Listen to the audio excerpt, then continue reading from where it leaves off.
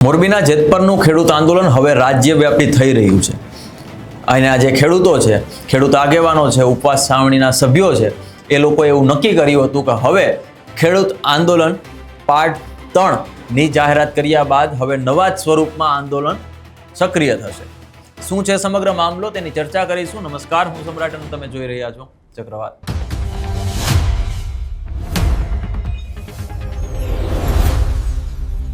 જે રીતે ખેડૂતોએ ઉપવાસ છાવણીમાંથી ઉપવાસ આંદોલન ખતમ કર્યું અને બીજા જ દિવસે આંદોલનને નવું સ્વરૂપ આપવામાં આવ્યું અને અત્યારે એવું લાગી રહ્યું છે કે આ આંદોલન માત્ર જેતપર કે આસપાસના વિસ્તારોમાં જ નહીં પરંતુ આખા ગુજરાતમાં એટલે કે રાજ્યવ્યાપી આંદોલન ઊભું થાય એવી શક્યતાઓ જોવા મળી રહી છે।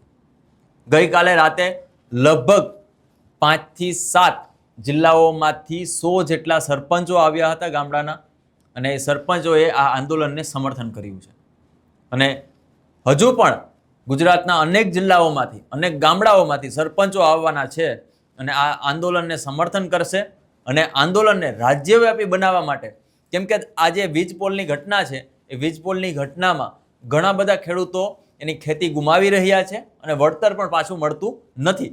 એટલા માટે હવે આંદોલનને રાજ્યવ્યાપી બનાવવા માટે આ ખેડૂત છાવણીના જે સભ્યો છે એવું નક્કી કર્યું છે અને તે દિશામાં કામ પણ થઈ રહ્યું છે। આ સાથે જ્યારે અમે આંદોલનના સભ્યો સાથે વાત કરી, ખેડૂતો સાથે વાત કરી છે, તેમણે શું કહ્યું તે જાણીએ। અમારા ગામથી સરપંચે ઠરાવ દેવાયા હતા કે જે આ કંઈ કર્યું ને એ ખેડૂતને માન્ય નથી, એટલે નવો જો કંઈ આપે અને આ સરકાર જો કે રાક્ષસની, હું તો કાયમથી કહું છું, રાક્ષસ કોઈ સાંભળે નહીં એમ તો ખેડૂત હોય કોઈ પણ હોય, એટલે છતાં જો દઈ ગયા કદાચ હવે ભગવાન રામને નથી છોડ્યા એ ખેડૂતને શું છોડે? રાક્ષસ માંગ તો ખેડૂતની ખૂટેવી જ નથી। વીજ લાઈનમાં તો એને 4 ગણું દેવું જ પડે છે। રાજસ્થાનમાં જાય તો ગુજરાતમાં શું તકલીફ છે? અને ગુજરાતો તો રાક્ષસને ઉભો કર્યો છે। માહોલ તો મસ્ત છે। ખેડૂતનો દીકરો જાગે એટલે તો એ રાક્ષસના બાપને કોલ આપવું પડશે। જય જવાન જય કિસાન। પરમાર રઘુવીરસિંહ ગંભીરસિંહ, ગામ નવા દેવળિયા। જેતપરમાં અત્યારે આંદોલન ચાલી રહ્યું છે, પાર્ટ 3 ચાલુ થઈ ગયો છે આજેથી। આજે ખેડૂત બોરી સંખ્યામાં ઉમટી પડ્યા છે અને હજુ ઉમટવાના છે। કાલ બીજા જિલ્લા બાકી છે, એના કાલ છે, કાલ બધું આયોજન કરીને પછી કાલ ઓલું કરવાના છે। અને હવે સરકાર શાનમાં સમજી જાય તો વધારે સારું છે। બાકી સરકારને 2027માં જળમૂળમાંથી ઉખેડવાની ખેડૂતે સંકલ્પ કરી લીધો છે। સરકાર દ્વારા જે જાહેરાત કરવામાં આવી એ વળતર લઈને તમારું શું માનવું? એ વળતર તો ખાલો લોલીપોપ આપ્યો છે। હવે પછી આગળની રણનીતિ એવી છે કે જો સત્યાગ્રહ રીતે ચાલવાનું છે અને નહીં ચાલે તો બહેનો, ભાઈઓ અને યુવાનો રણચંડી બની અને નીકળશે અને 182 ધારાસભ્યને જબ્બા ફાડવામાં આવશે। ગાંધીનગર જઈને જબ્બા ફાડવામાં આવશે કે અમે તમને મત આપ્યા છે, ખોબલે ધોબલે મત આપ્યા છે અને તમે અમારા સાથે નથી, તો આ કેવો ન્યાય છે કે તમે અમને ખેડૂતને સાથ આપતા નથી? જય જવાન જય કિસાન। તમે ખેડૂતો અને આગેવાનોની બાઇટ સાંભળી। હવે જે રીતે સરકારે જાહેરાત કરી છે, વળતર વધારવાની વાત કરી છે, એ વળતર વધારવાની વાતને લઈને ક્યાંક ને ક્યાંક ખેડૂતો એવું માની રહ્યા છે કે આ માત્ર ને માત્ર લોલીપોપ છે। કેમ કે આ પહેલા પણ સરકારે એવી જાહેરાત કરી હતી કે ભાઈ જે ખેતર છે એમાં વીજ પોલ આવી રહ્યા છે, વીજ પોલમાં એને પ્રોપર વળતર મળશે, પરંતુ હજી સુધી વર્ષો થયા પરંતુ એને વળતર પણ નથી મળ્યું। હવે કદાચ ને જો તમે વળતર વધારવાની વાત કરો છો તો પરિસ્થિતિ તો આ જ રહેવાની છે, કારણ કે તમે માત્ર વાત કરી રહ્યા છો, પરિપત્ર જાહેર કરવામાં નથી આવ્યો, માત્ર મૌખિક રીતે જાહેરાત કરવામાં આવી છે। જ્યાં સુધી પરિપત્ર જાહેર થાય અને એ પરિપત્રના આધારે બધા જ ખેડૂતો નક્કી કરશે કે ખરેખર સરકારની વાતને આપણે માનવી છે કે નથી માનવી, અને જો નથી માનવી તો આગળની રણનીતિ શું તેના વિશે પણ ચર્ચા કરવા માટે આ ખેડૂતો બધા આવી રહ્યા છે। આ સાથે સાથે જે સરપંચો છે એ પણ આવી રહ્યા છે અને એવી પણ વાત સાંભળી છે, ઘણા બધા જે સરપંચ છે એમણે ભાજપના સમર્થક હોવા છતાં પણ તેમણે રાજીનામું આપ્યું છે, કારણ કે આ ખેડૂતોના સમર્થનમાં આવ્યા છે। આવા જ એક સરપંચ સાથે અમે વાત કરી, એમણે શું કહ્યું તે જાણીએ। નામ ભાવિક કુમાર મિતેશભાઈ કાવર, નાના પહેલા સરપંચ। તમે રાજીનામું શેમાં આપ્યું?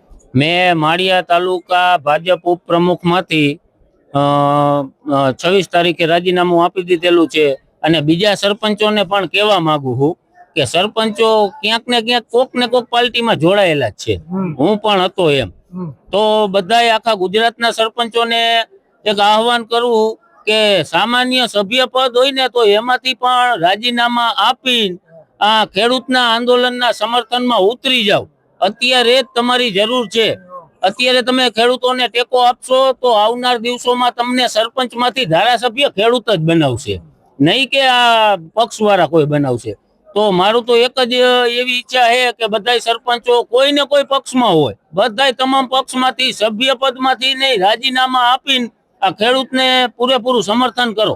અને એમાં પહેલ પણ મેં કરી જ દીધી છે અને હજી બીજા કરવાના જ છે. પણ તમામ સરપંચો કરવા માંડે. અને આવનાર સમયમાં પણ સરપંચોને એક મારી એવી નમ્ર અપીલ છે. હું એક ખાસ કરીને એક વિડીયો જોઉં છું મુન્નાભાઈના, સરપંચ છે હરિપર પાડના. એ ભાઈ આખું એનું ડેવલપમેન્ટ અને બધું બતાવે છે. એ નિષ્પક્ષ સરપંચ પણ એને 4 વર્ષ નિભાવ્યું છે અને બહુ સારું કામ કરે. એવી રીતે સરપંચ તરીકે તમે ગામની સેવા કરો, પક્ષની સેવાની જરૂર નથી. તો પક્ષ તમારી પાસે મેરાય આવશે, ગ્રાન્ટ દેવાય આવશે અને એને દેવી પડશે. આ જિલ્લાના કેટલા ગામોના સરપંચ હતા? 12 જિલ્લાના ગામોના સરપંચો હતા. આજે પાર્ટ 2 પૂરો કરીને થીનું આયોજન કર્યું. હવેની શું રણનીતિ તમારી? હવે એમાં આવનાર દિવસોમાં અત્યારે ગામની કમિટી બનાવી છે અને પછી તાલુકાની, જિલ્લાની અને ગુજરાતની બનાવશું. અને એમાં કમિટી નક્કી કરશે. જે પણ કમિટી નક્કી કરશે એ કાર્યક્રમ આપવા અમે સરપંચો પણ તૈયાર છીએ.